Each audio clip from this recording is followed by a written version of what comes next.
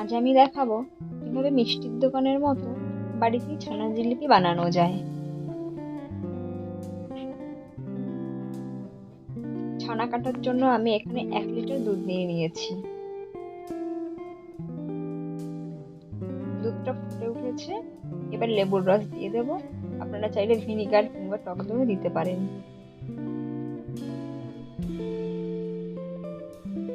অল্প অল্প করে আমি লেবুর রস মিশিয়ে নিচ্ছি।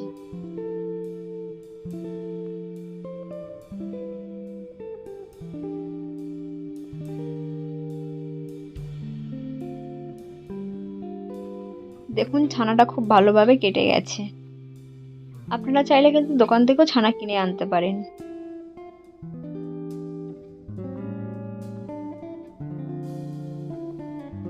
ছানাটা আমি ঢেলে নিলাম আর ঠান্ডা জল দিয়ে একটু ধুয়ে নেব।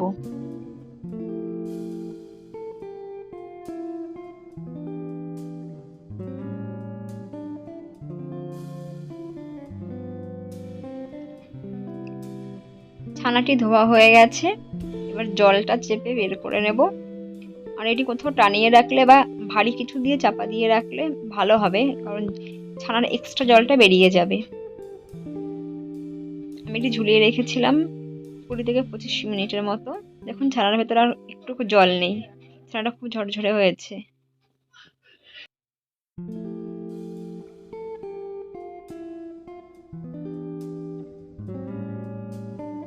এবার আমি 2 চামচ এখানে ময়দা মিশিয়ে নিলাম।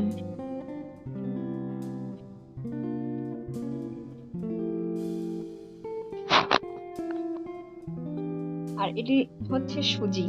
এই সুজিটা আমি 20 থেকে 25 মিনিট আগে ভিজিয়ে রেখেছিলাম। দেখতেই পাচ্ছেন, দেখে মনে হচ্ছে না যে সুজি ভালোভাবে ভিজেছে, খুব সফট হয়ে গেছে। আপনারাও কিন্তু অবশ্যই 20 থেকে 25 মিনিট আগে সুজিটা ভিজিয়ে রাখবেন।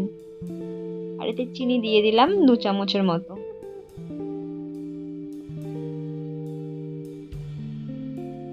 আর এখানে দিলাম বেকিং সোডা। এটি খুব ভালোভাবে মেখে নিতে হবে।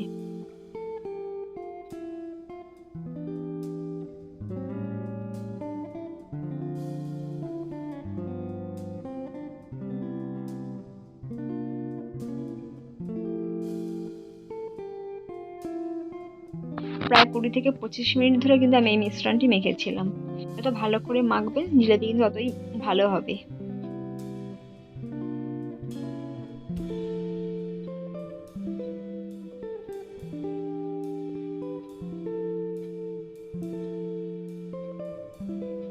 আবারও বলছি, এই মিশ্রণটি কিন্তু খুব ভালোভাবে মেখে নিতে হবে।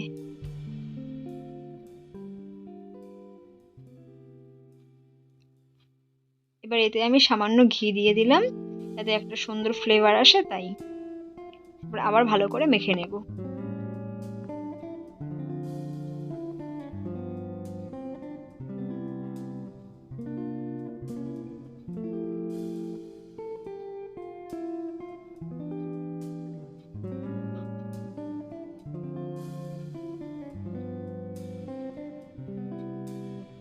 দেখেছেন মাখতে মাখতে কতটা সফট হয়ে গেছে।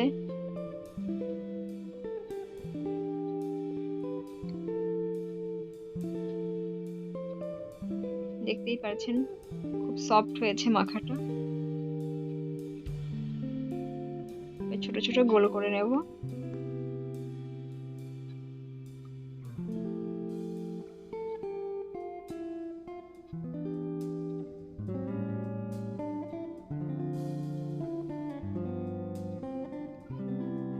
এবার আমি জিলেপির আকারে করে নেব।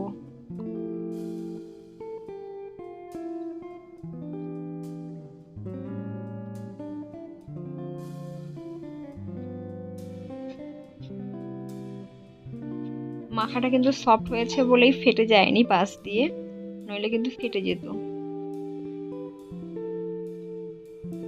আমি আরো একটা দেখিয়ে দিচ্ছি।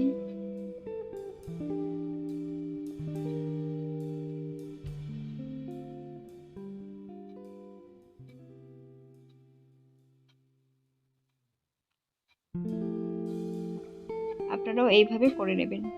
রেসিপিটি যদি ভালো লাগে সাবস্ক্রাইব করবেন এবং পাশে থাকা বেল আইকনে ক্লিক করে দেবেন। আমার রেসিপি যাতে আপনাদের কাছে সবার আগে পৌঁছে যায়। আমার সবগুলো জিলেপির আকারে করা হয়ে গেছে। এবার আমি এগুলো ভেজে নেব।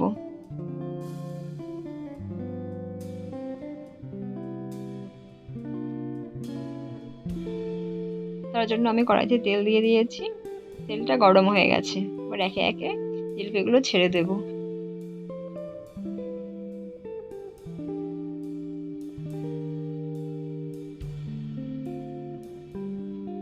এই সময় গ্যাসের ফ্লেমটি মিডিয়াম টু লো করে রাখতে হবে। আর এটা আমি 5 মিনিটের মতো ভেজে নিয়েছি। খুব বেশি সময় ধরে এটি ভাজার প্রয়োজন হয় না, লাল করে ভেজে নিলেই হবে।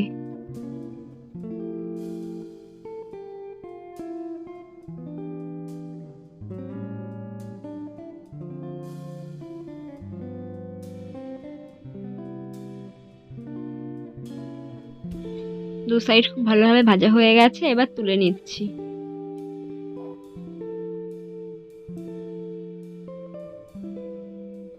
এবারে এই জিলিপিগুলো শিরাতে ভেজাতে হবে, তার জন্য আমি শিরা বানিয়ে নেব। চলুন, এখানে আমি কড়াইতে 1.5 বাটি চিনি নিয়ে নিয়েছি এই বাটির মাপেই, আর এই সেম বাটির মাপেই 3 বাটি জল দিয়ে নেব।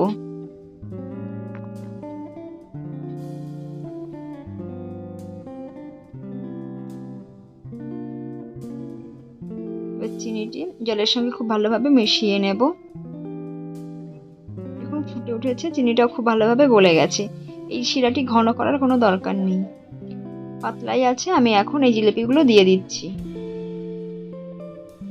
আর এই জিলেপিটি কিন্তু 3 থেকে 4 মিনিটের বেশি সেদ্ধ করার দরকার নেই।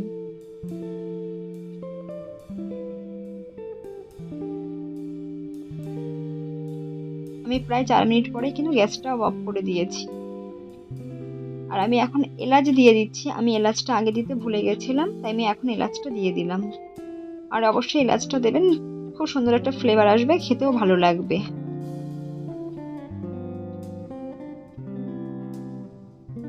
আর এই রেসিপিটি কেমন লাগলো অবশ্যই আমায় কমেন্ট করে জানাবেন।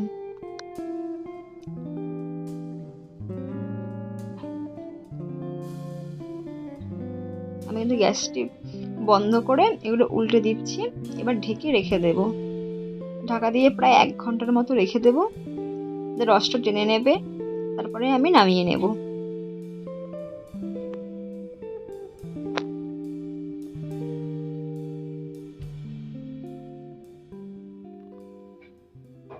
আমি জিলিপিগুলো নামিয়ে নিয়েছি। চলুন আপনাদেরকে একটা কেটে দেখাই। দেখুন জিলিপিগুলো কতটা সফট হয়েছে।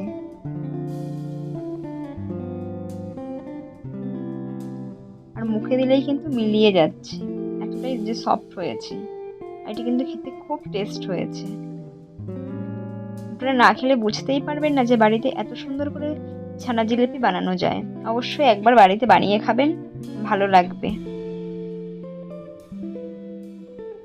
আর কমেন্ট করে জানাতে কিন্তু ভুলবেন না। সবাই ভালো থাকবেন, ধন্যবাদ। দেখা হচ্ছে পরবর্তী রেসিপি।